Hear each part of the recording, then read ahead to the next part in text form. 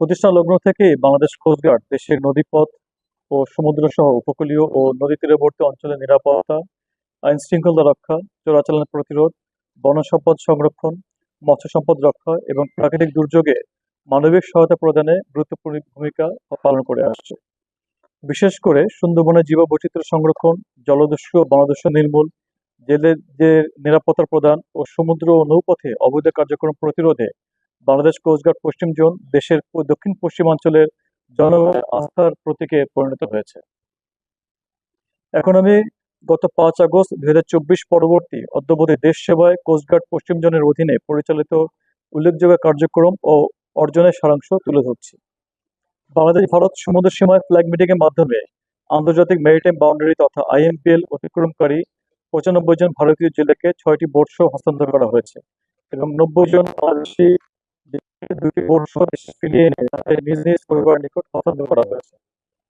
সন্ত্রাস দমনে অপারেশন পরিচালনা করে গত 5 আগস্ট 2024 পর থেকে আমরা 26টা আগ্নেয়াস্ত্র, প্রায় 100 কোয়ালিটি সম্পন্ন আন্তর্জাতিক মানের steel bar CSRM committed for better steel 7টি রাউন্ড গুলি, বোমা এবং 109 জন দুষ্কৃতিকারীকে ও ডাকাতকে আমরা আটক করে আইনের আওতায় নিয়ে এসেছি।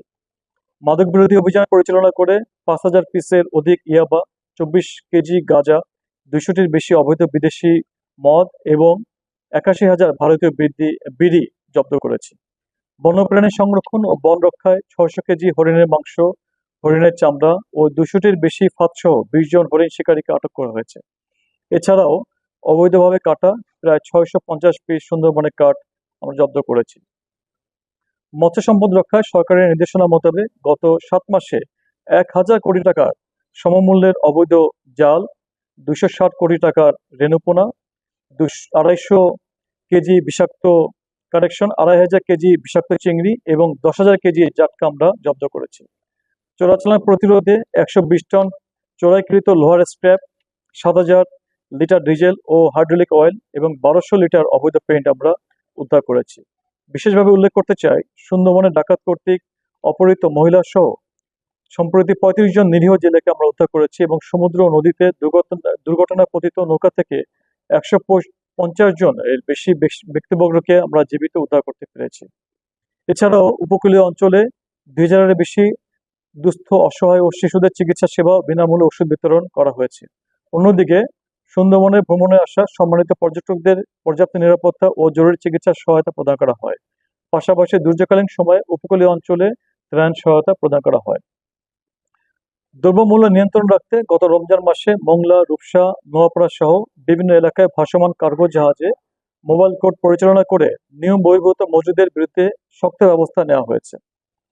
যৌথ অভিযানের বিষয়ে বলতে চাই, আইন শৃঙ্খলা রক্ষা ও নিরাপত্তা নিশ্চিতকল্পে নৌবাহিনী, র্যাব, পুলিশ, বন বিভাগ, মৎস্য অধিদপ্তর, শিপিং সহ অন্যান্য বিভিন্ন সরকারি সংস্থার সমন্বয়ে কোস্টগার্ড বিভিন্ন ধরনের যৌথ অভিযান পরিচালনা করে আসছে।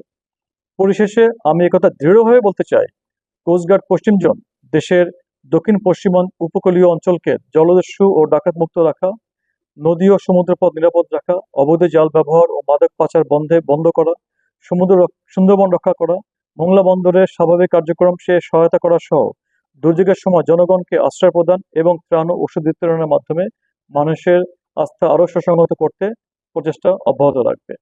ধন্যবাদ সবাইকে।